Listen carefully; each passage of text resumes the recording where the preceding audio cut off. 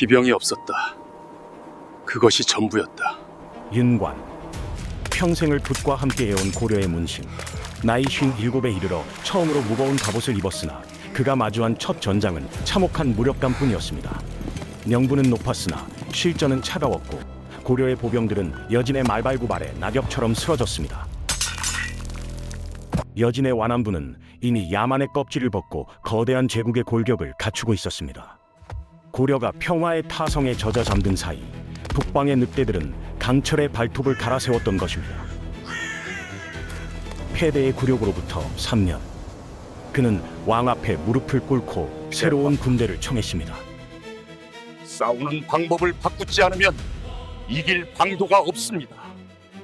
별무반, 기병을 갖춘 특수부대. 고려가 한 번도 가져본 적 없던 것이었습니다. 관리도, 상인도, 농민도, 노비도 고려 전체가 병사가 됐습니다. 멈추지 마라. 말이 멈추면 죽는다.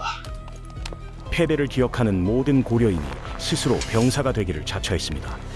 제국의 자존심이 다시 뜨겁게 달궈지고 있었습니다.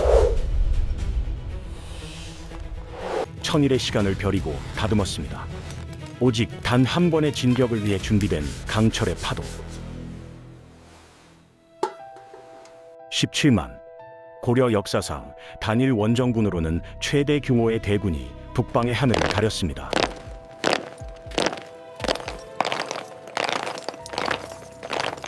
피비린내 나는 사륙을 가리기 위해 고려는 가장 화려한 연회의 막을 올렸습니다.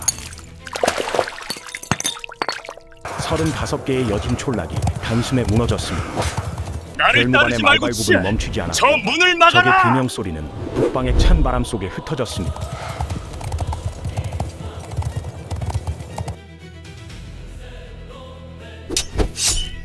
정복된 땅에 고려의 쐐기를 박았습니다. 함주를 시작으로 공엄진에 이르기까지 9개의 성을 쌓고 남쪽의 백성 7만 5천 호를 그 땅으로 옮겼습니다. 공엄진에 비석을 세웠습니다. 고려의 경계, 돌려달라 하면 된다. 성을 쌓은 지 한 달이 지나지 않아 여진은 돌아왔습니다. 승리의 환호는 짧았고 정치의 칼날은 길었습니다. 올려주십시오. 피 흘려 얻은 영토를 숫자로 계산하는 자들이 조정에 가득 찼습니다. 전쟁터보다 무서운 곳은 바로 아군이 있는 조정이었습니다. 신이 졌습니다. 전쟁에서는 이겼으나 결국 신이 졌습니다.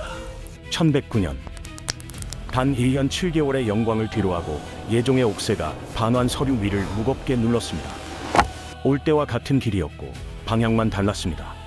하지만 고향으로 돌아가는 길은 멀고도 험했습니다. 윤관은 해임되었고 전쟁 승리 후 받았던 공신의 호칭과 관직을 모두 삭탈당했습니다.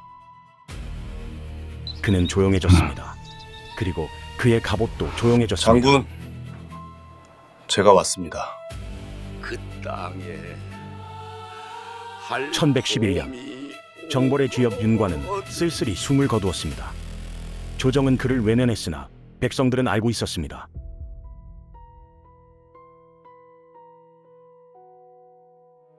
구성을 돌려받은 여진은 금나라를 세웠습니다. 그리고 고려의 사대를 요구했습니다. 비석은 어디 있는지 지금도 모릅니다. 그러나 그가 서 있던 그 자리는 분명히 있었습니다. 그 땅에 봄이 왔을 것입니다.